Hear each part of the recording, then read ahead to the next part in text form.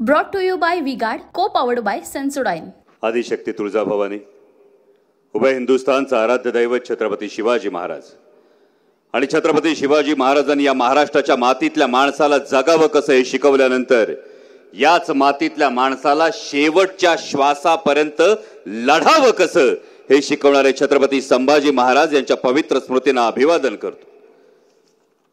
आज या प्रचार सभेसाठी मंचावर उपस्थित असणारे देशाचे नेते आदरणीय शरदचंद्रजी पवार साहेब, राष्ट्रवादी काँग्रेस पक्ष शरदचंद्र पवार या पक्षाचे प्रदेशचे अध्यक्ष माझे मार्गदर्शक जयंतरावजी पाटील साहेब, आदरणीय आमदार अशोक बापू पवार, जिल्ह्याचे अध्यक्ष जगन्नाथ बापू शेवाळे, शिवसेनेचे जिल्हा प्रमुख अशोकजी खांडेबराड, माजी आमदार प्रकाशजी गजभिये, काँग्रेसचे नेते देवीदासजी भन्साळी, केडी बापू कांचन, प्रकाशप्पा मस्के, सक्षणाताई सलगर, भारतीताई शेवाळे, सुनीलजी गव्हाणे, भाऊसाहेबजी कांचन, माणिकरावजी गोते, काळूरामजी मेमाणे, राजेंद्रजी कांचन, स्वप्नील भैया गायकवाड, रामदासजी तुपे, विकासजी लवांडे, प्रदीप वसंत कंद, सोनबा बापू चौधरी, सूर्यकांतजी गवळी, विश्वासकाका ढमढेरे, सोपानराव कांचन, विद्याताई भुजबळ, बाळासाहेबजी नरके, शिवदीपजी उंद्रे, सुरेखाताई भोरडे, राजेंद्रजी नरवडे, संदीपजी गोते, माधवजी काळभोर, नीताताई आल्हाट, सोमनाथजी भुजबळ, आम आदमी पक्षाचे मयूरजी दौंडकर, सागराबा कांचन, श्रद्धाताई कदम, सविताताई कांचन, सुभाषराव टिळेकर, जगदीशजी महाडिक, शिवसेनेचे स्वप्नीलजी कुंजीर, पैलवान दत्तोबा कांचन, व्यासपीठावरील उपस्थित असणारे सगळेच मान्यवर, पुढे बसलेले आपण सगळेजण, जास्तीत जास्त सर्वांचा नामोल्लेख होईल याची खरं तर काळजी घेण्याचा प्रयत्न केलेला आहे। कारण याचं एक फार महत्त्वाचं कारण आहे। हे महत्त्वाचं कारण म्हणजे या व्यासपीठावर फार मोठमोठे इतकी वर्ष दिसणारे नेते दिसत नसतील, पण ही सगळी जीवाभावाची माणसं आहेत आणि तुम्ही सगळी जीवाभावाची माणसं आहेत। सगळ्यांना जय शिवराय। खरं तर मगाशी विकासजी लवांडेंनी, सक्षणाताई सलगर यांनी, अशोकराव खांडेबराडांनी समोरच्या उमेदवारांविषयी भाष्य केलं। मी खरं तर समोरच्या उमेदवारांवर फारसं भाष्य करणार नाही, कारण मुळात ही निवडणूक दोन पक्ष दोन उमेदवार अशी राहिलेलीच नाही। ही निवडणूक गेली 10 वर्ष ज्या मोदी सरकारनं सर्वसामान्य जनतेचा अपेक्षा भंग केला, सर्वसामान्य जनतेला महागाईच्या खाईत, बेरोजगाराच्या खाईत लुटलं, ते मोदी सरकार विरुद्ध सर्वसामान्य भारतीय जनता, ही अशी निवडणूक झाली। आणि दुसरी फार महत्त्वाची गोष्ट आहे, जे मी सातत्यानं सांगतोय की मला असं वाटलं होतं लढत तुल्यबळ प्रतिस्पर्ध्याशी होईल, परंतु समोर डमी उमेदवार आला तेव्हा थोडंसं शल्य वाटलं। कारण मान्य पक्षप्रमुख उद्धव साहेब ठाकरे यांना दगा देऊन ज्या पक्षात खरं तर उडी मारली, त्या मान्य मुख्यमंत्री महोदयांच्या मनातले पहिल्या पसंतीचे उमेदवार हे समोरचे उमेदवार नव्हते। हे नाशिकमध्ये घेतलेल्या प्रेस कॉन्फरन्समध्ये कळलं। त्यांनाही दगा देऊन ज्या पक्षात उडी मारली, त्या अजित पवारांच्या राष्ट्रवादी काँग्रेस पक्षातलेही पहिल्या पसंतीचे उमेदवार हे नव्हते, हे आपल्या सगळ्यांना ठाऊक आहे। पण तरीही त्यांच्याविषयी फारसं भाष्य करणार नाही, कारण छत्रपती शिवाजी महाराजांचा मावळा आहे आणि एक शिवभक्त या नात्यानं या महाराष्ट्राची संस्कृती चांगलीच जाणतो की स्वराज्यासाठी आणि उदात्त हेतूसाठी वतनावर पाणी सोडण्याची तयारी दाखवणाऱ्या कान्होजी राजे जेध्यांचा इतिहास सांगितला जातो, स्वार्थासाठी वतन वाचवण्यासाठी उडी मारणाऱ्या खंडोजी खोपड्यांचा नाही। हा महाराष्ट्राचा इतिहास आहे। कारण महाराष्ट्राच्या इतिहासात कधीही गद्दाराचं नाव सुवर्णाक्षराने लिहिलं गेलं नाही आणि त्यामुळे त्यांच्याविषयी अकारण भाष्य करून मी आपलाही बहुमूल्य वेळ घेऊ इच्छित नाही। कारण समोरून सातत्यानं एक वैयक्तिक टीकेचा आधार घेतला जातो। बारामती लोकसभा मतदारसंघ असेल, शिरूर लोकसभा मतदारसंघ असेल, सातारा असेल, माढा असेल, प्रत्येक ठिकाणी वैयक्तिक टीकेचा आधार घेतला जातो, पण यामध्ये देशाचे प्रश्न हे कुठेच घेतले जात नाही। समोरच्या उमेदवारांनी आधी सांगितलं 2019चा बदला घ्यायचा आहे, बदला। त्यानंतर सांगितलं ही शेवटची निवडणूक आहे। आणि खरोखर पाटील साहेब हा प्रश्न पडला की हे सगळं मी माझं माझ्यासाठी, यापेक्षा ही देशासाठीची निवडणूक आहे, ही देशाची निवडणूक आहे. कुणाची पहिली निवडणूक असो का कुणाची शेवटची निवडणूक असो, याने देशातल्या महागाईचा प्रश्न सुटणार नाही, याने देशातल्या बेरोजगारीचा प्रश्न सुटणार नाही, याने सर्वसामान्य शेतकऱ्यांच्या शेतमालाला हमीभाव मिळण्याचा प्रश्न सुटणार नाही. आणि म्हणूनच ही निवडणूक सर्वसामान्य जनतेने हाती घेतली हे ठाई ठाई जाणवतं. म्हणजे एक तर चढाओढ लागली. जुन्नर तालुका असो, खेड तालुका असो, आंबेगाव तालुका असो, शिरूर हवेली असो, हडपसर असो, भोसरी असो, ज्या ज्या ठिकाणी जातोय त्या त्या ठिकाणी सर्वसामान्य जनता सांगते आमच्याकडून जास्त लीड असेल, आमच्याकडून जास्त लीड असेल. हे जेव्हा सर्वसामान्य जनता सांगते तेव्हा हा विश्वास पटतो. आजही एका सकाळी हडपसर मध्ये होतो साहेब, एका माऊलीनं आलाबला घेतली, औक्षण केलं, जवळ घेतलं मायेनं आणि सांगितलं शिवाजी राजासारखं राज्य येऊ दे बाळा. दुसऱ्या एका माऊलीने जवळ घेतलं, त्या माऊलीनं तिचा पदर पुढे केला आणि सांगितलं तुला लढायचंय, संविधान वाचवण्यासाठी लढायचंय, सर्वसामान्य शेतकऱ्यासाठी लढायचंय, महाराष्ट्रासाठी लढायचंय. हे जेव्हा सर्वसामान्य जनता म्हणते ना, तेव्हा अनेक पत्रकार मला प्रश्न विचारतात की खरं तर समोर एक मुख्यमंत्री आहेत, दोन दोन उपमुख्यमंत्री आहेत, 200 आमदार आहेत, केंद्रातली सत्ता आहे, राज्यातली सत्ता आहे, अफाट पैसा आहे, दबाव आहे. आणि मला एका पत्रकाराने विचारलं त्यांच्याकडे एवढं सगळं दबाव आहे, पैसा आहे, सत्ता आहे. आणि मला दीवार सिनेमातला डायलॉग आठवला, मेरे पास गाड़ी है, बंगला है, तुम्हारे पास क्या है? हाँ. आणि तसं समोरून प्रश्न आला, समोर मुख्यमंत्री आहेत, 2 उपमुख्यमंत्री आहेत, 200 आमदार आहेत, केंद्रातली सत्ता आहे, राज्यातली सत्ता आहे, तुझ्याकडे काय आहे? माझं साधं उत्तर होतं, माझ्याकडे आदरणीय शरदचंद्रजी पवार साहेबांचा आशीर्वाद आणि ही मायबाप जनता आहे. आणि याच तुमच्या जीवावर खरं तर लढतोय, तुमच्या भरवशावर खरं तर लढतोय. म्हणजे माननीय पंतप्रधान हे बहुतेक 1-2 दिवसात पुण्यात सभा घेण्यासाठी येणार आहेत असं समजलं. हा का एक मुख्यमंत्री 2-2 उपमुख्यमंत्री यांच्याच्याने जमाना झालं आणि म्हणून पंतप्रधानांना यावं लागलं. पण मनात एक प्रश्न पडला की गेली 10 वर्षांपूर्वी 2014चा एक प्रसंग आठवला. 2014ला माननीय पंतप्रधान किल्ले रायगडावर गेले होते आणि एक टॅगलाईन आली होती, छत्रपतींचा आशीर्वाद आणि देव यांना साथ. पण 10 वर्षामध्ये माननीय पंतप्रधानांना आपल्या पुणे जिल्ह्यात किल्ले शिवनेरीवर छत्रपती शिवाजी महाराजांच्या जन्मस्थळावर नतमस्तक व्हायला यावंसं वाटलं नाही.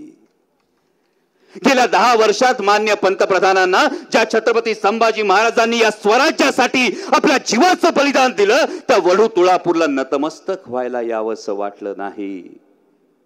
या पंतप्रधानांना प्रचारासाठी येता येतं, परंतु माझ्या छत्रपतींना अभिवादन करायला येता येत नाही. हे महाराष्ट्रातली स्वाभिमानी जनता कदापि विसरणार नाही, ही गोष्ट लक्षात ठेवा. याच मान्य पंतप्रधानांनी सांगितलं होतं, 2014ला सांगितलं होतं की मतदान करायला जाताना गॅस सिलेंडरला नमस्कार करून जा. ते पुण्यात येत आहे त्या सभेच्या निमित्तानं आठवण करून देतो.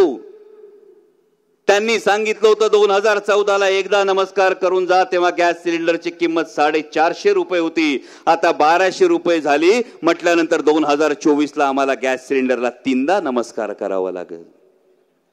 त्यामुळे 2024ला हा 3दा नमस्कार करून जा. त्याचबरोबर आपल्या नात्या गोत्यातल्या घरातल्या बेरोजगार असलेल्या पोराचा फोटो समोर ठेवून जा.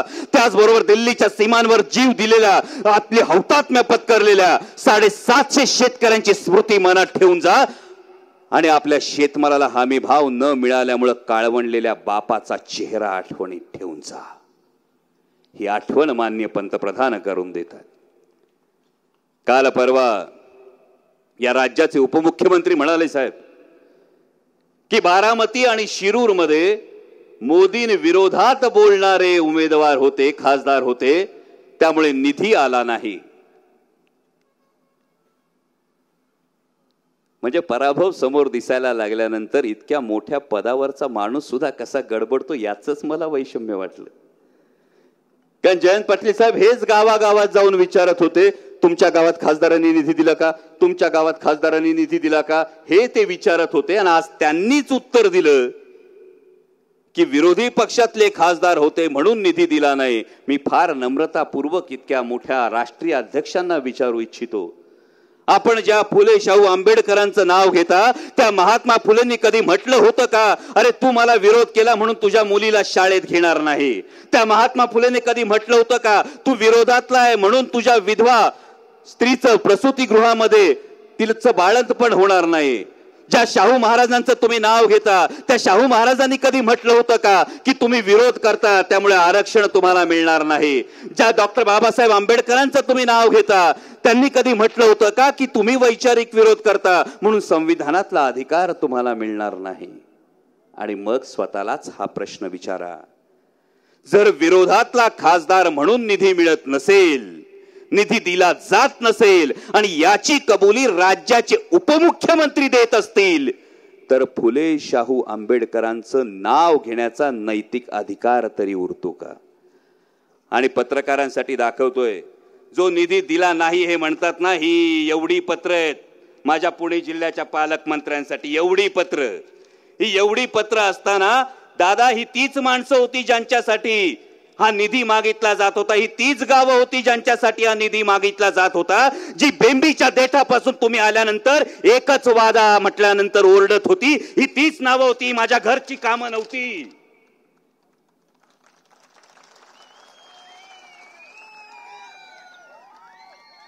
आणि केवळ भूमिका बदलली नाही, केवळ तुमच्या सांगण्यावरून स्वाभिमान गहाण टाकला नाही, म्हणून या पुणे जिल्ह्यातल्या शिरूर लोकसभा मतदारसंघातल्या या सर्वसामान्य माणसांची ही कामं अडवली असतील तर हीच सर्वसामान्य जनता तुम्हाला याचं उत्तर दिल्याशिवाय राहणार नाही.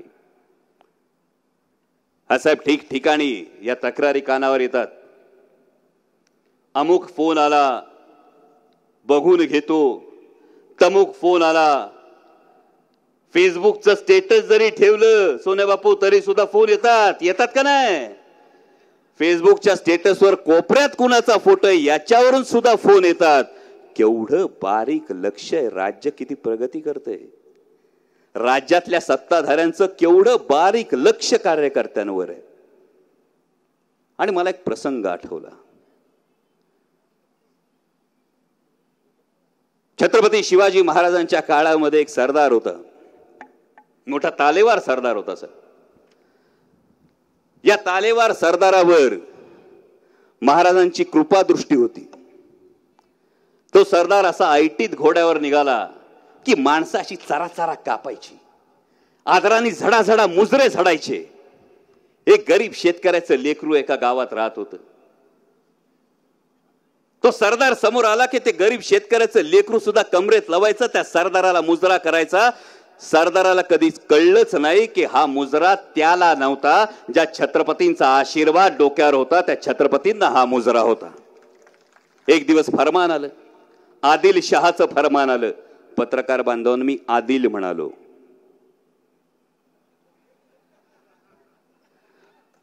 अहो ते नंतर परत नुसतं शहा ऐकून वेगळं काहीतरी करतात. आदिल शहाचं फरमान आलं, आदिल शहाचं फरमान आलं आणि सरदारानं भूमिका बदलली. सरदार आता आदिलशाहीची चाकरी करायला लागला. जेव्हा सरदार आदिलशाहीची चाकरी करायला लागला त्यानंतर सरदार पुन्हा त्याच्या रपेटीसाठी निघाला. डोलरदार घोड्यावर बसून ऐटदार झोकात सरदार निघाला. पण दिसलं कालपर्यंत जी चरा चरा वाकत होती, आदरानं जी झुकत होती, यातला कुठलाच माणूस मुजरा करायला पुढे येईना. मग सरदार वैतागला. ज्यांचे ज्यांचे लागे बांधे होते, जे जे लाभार्थी होते, त्या प्रत्येकाला सरदारानं दमात घ्यायला सुरुवात केली. बागोन घेईन तुला, पुढे ऐका नाही काय. त्यांनी आपला जुलमाचा रामराम केला. सरदाराला वाटतं सगळं नीट झालं, आपण भूमिका बदलली तरी सुद्धा स्वप्नील भैया आपल्याला मुजरे झडतायत. पण त्याला कळलंच नव्हतं मुजरे फक्त लाभार्थ्यांचे झडतायत.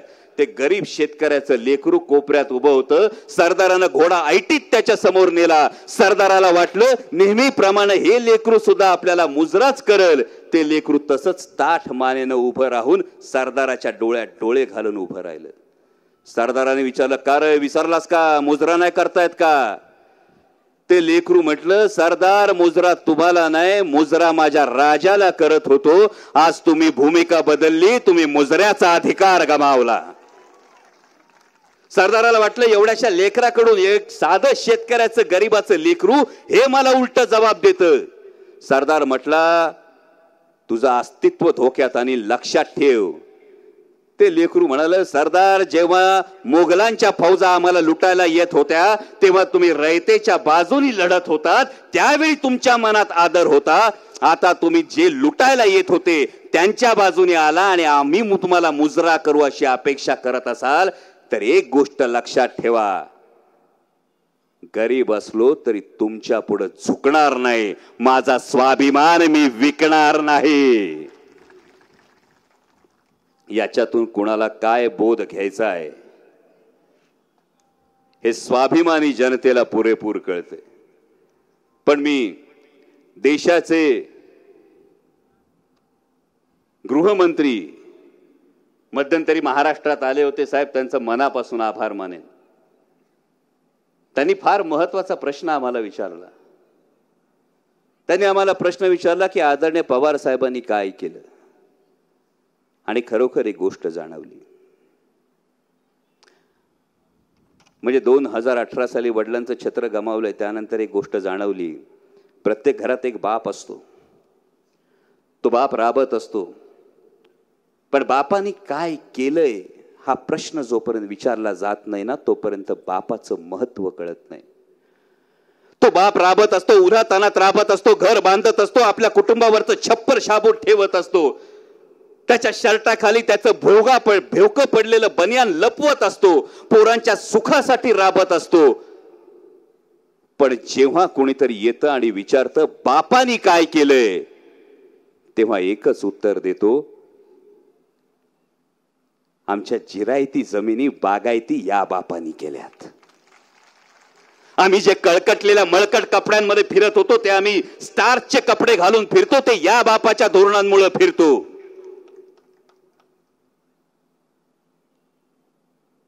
कारण आमची संस्कृती आहे, काहीही झालं तरी बापाला कधी विसरायचं नसतं. काहीही झालं तरी बापाला कधी विसरायचं नसतं. त्याच्या सुरकुतलेल्या चेहऱ्यामध्ये सुख होऊन व्हायचं असतं.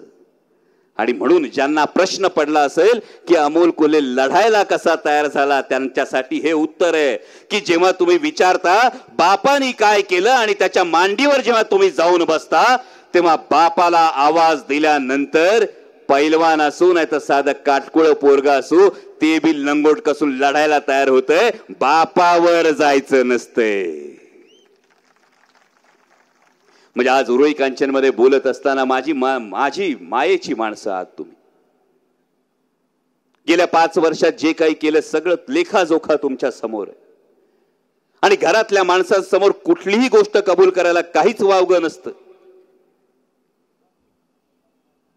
कारण लहान लेकराला जर आई बापानं खांद्यावर उचलून घेतलं तर ते जगाला मोठं दिसतंय. अहो तुम्ही सगळ्यांनी 2019ला उचलून धरलं म्हणून देशाच्या संसदेत पोहोचू शकलो. आणि म्हणून 3 वेळा मिळालेला संसदरत्न पुरस्कार अमोल कोल्हेचा नाही, तुमच्या प्रत्येकाचा आहे.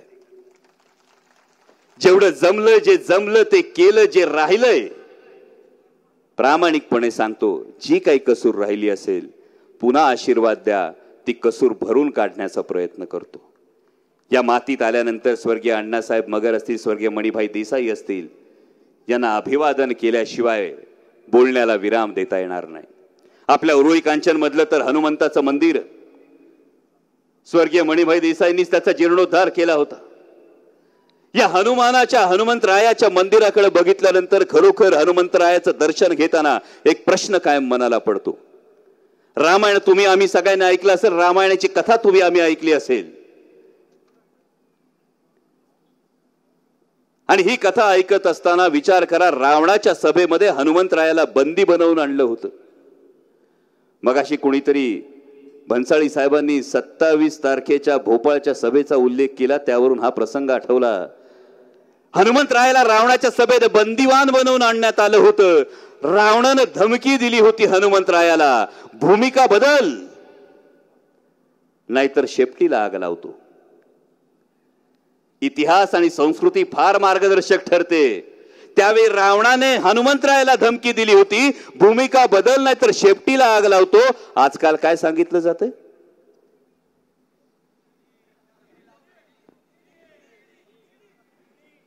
तिकडे काडी लावायची गोष्ट होती, आता काय होती? फक्त भावांना विचार करा. हनुमंतरायासमोर नतमस्तक होत असताना एकदा विचार करा, त्यावेळी धमकी दिली गेली होती. हनुमंतरायाला बंदिवान बनवून आणलं होतं. जर भूमिका बदलली नाही तर शेपटीला आग लावतो असं सांगितलं होतं. जर हनुमंतरायांनी त्यावेळी रामाची बाजू सोडून रावणाची बाजू घेतली असती तर इतक्या शतकांनंतर हनुमंतरायाच्या पावलावर आपण कधी नतमस्तक झालो असतो का? पण हनुमंतरायांनी सांगितलं शेपटीला आग लावली तरी बेहतर, त्या शेपटीची मशाल करील. पण दबाव टाकणाऱ्याची ही जी पापाची लंका आहे ही दहन करून दाखवली. हा आपला इतिहास आहे, ही आपली संस्कृती आहे. आणि म्हणूनच मी सुरुवातीलाच म्हणालो, ही निवडणूक देशाची निवडणूक आहे. त्यामुळे जेवढे पावणे रावळे असतील पलीकडे, बारामतीमध्ये आपल्याला तुतारी वाजवायची आहे, शिरूरमध्ये तुम्ही तुतारी वाजवणारच आहात, पलीकडे मावळामध्ये आपल्याला मशाल पेटवायची आहे, पुणे शहरामध्ये आपल्याला काँग्रेसचा पंजा चालवायचा आहे. त्यामुळे बळकट पंजामध्ये स्वाभिमानाची मशाल पेटवून स्वाभिमानाची आणि विजयाची तुतारी फुंकायची, ही गोष्ट लक्षात ठेवा. देशातलं मोदी सरकार बदलणार ही काळ्या दगडावरची रेघ आहे. कारण सर्वसामान्य शेतकऱ्यांना हा निर्णय हाती घेतलाय. ज्या सर्वसामान्य शेतकऱ्यांना दिल्लीच्या सीमांवर 1.25 वर्ष आंदोलन करायला लागलं, ज्या सर्वसामान्य शेतकऱ्यांना भारतीय जनता पक्षाच्या नेत्याच्या मंत्र्याच्या पोरानं गाडी खाली चिरडलं, ज्या सर्वसामान्य शेतकऱ्यांच्या कांद्याची माती केली, कापसाची माती केली, सोयाबीनची माती केली, त्या सर्वसामान्य शेतकऱ्यांनी ठरवलं, जर सर्वसामान्य शेतकऱ्याच्या मनगटात काळ्या आईचं ऊर फाडून सोनं पिकवण्याची ताकद असती, त्याच शेतकऱ्याच्या मनगटात देशातलं सरकार पालटवण्याची सुद्धा ताकद आहे. आजपर्यंत आपण ऐकलं होतं, दिल्लीचेही तख्त राखतो महाराष्ट्र माझा, ऐकलं होतं ना? भावांनो, परिस्थिती फार महत्वाची आहे, वेळ संघर्षाची आहे. आजपर्यंत ऐकलं होतं, दिल्लीचेही तख्त राखतो महाराष्ट्र माझा. देशाचा विचार केला तर केरळ असेल, कर्नाटक असेल, तामिळनाडू असेल, तेलंगणा असेल, पश्चिम बंगाल असेल, पंजाब असेल, आता अरविंद केजरीवालांच्या अटकेनंतर दिल्लीची परिस्थिती असेल, हेमंत सोरेन, माजी मुख्यमंत्री हेमंत सोरेन यांच्या अटकेनंतर झारखंडची परिस्थिती असेल, आता झालेल्या 2 फेज मधल्या निवडणुकांनंतर उत्तर प्रदेश मधून येणारे रिपोर्ट असतील, मध्य प्रदेश मधून येणारे रिपोर्ट असतील, अबकी बारचा जे नारा देत होते ते अबकी बार हद्दपार असणार आहेत. एक धक्का और दो, आणि यामध्ये महाराष्ट्राची भूमिका फार महत्वाची आहे. त्यामुळे दिल्लीचेही तख्त राखतो नाही, आता दिल्लीचे तख्त पालटवतो महाराष्ट्र माझा, एवढं फक्त दाखवून द्या. तुमच्या मतांचा आशीर्वाद पुन्हा एकदा पाठीशी उभा करा. 14-15 दिवस बाकी आहेत. या 14-15 दिवसांमध्ये आपल्या मतदारसंघाबरोबरच इतर मतदारसंघांमध्ये सुद्धा आदरणीय शरदचंद्रजी पवार साहेब असतील, माननीय पक्षप्रमुख उद्धव साहेब ठाकरे असतील, राहुलजी गांधी असतील, इंडिया आघाडीच्या उमेदवारांच्या प्रचारासाठी जावं लागणार आहे, जाणार आहे. म्हणजे आपली परिस्थिती कुठल्या पक्षाच्या, त्या पक्षाच्या तथाकथित राष्ट्रीय अध्यक्षांसारखी नाही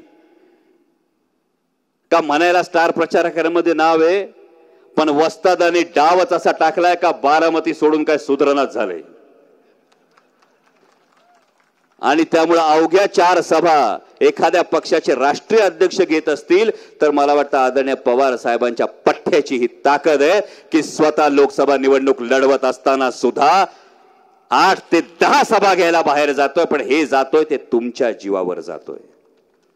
कारण छत्रपती शिवाजी महाराजांनी सांगितलंय, ज्याचा बाले किल्ला मजबूत त्याचा गड मजबूत, आणि जर गड मजबूत असला तर गनिमाच्या छाताळावर नाचायला जाता येतंय. हा बाले किल्ला तुमच्या हातात, तुमच्या प्रत्येकाच्या हातात सुपूर्त करतोय. त्यामुळे तुमच्या सगळ्यांना हात जोडून कळकळीची विनंती आहे, तुतारी वाजवणारा माणूस या चिन्हासमोरचं बटन दाबा आणि तुमच्या आशीर्वादानं पुन्हा तुमचा आवाज बनून संसदेत जाण्याची संधी द्या, ही कळकळीची विनंती करतो आणि थांबतो. धन्यवाद. जय Shivray. Brought to you by V-Guard, co-powered by Sensodyne.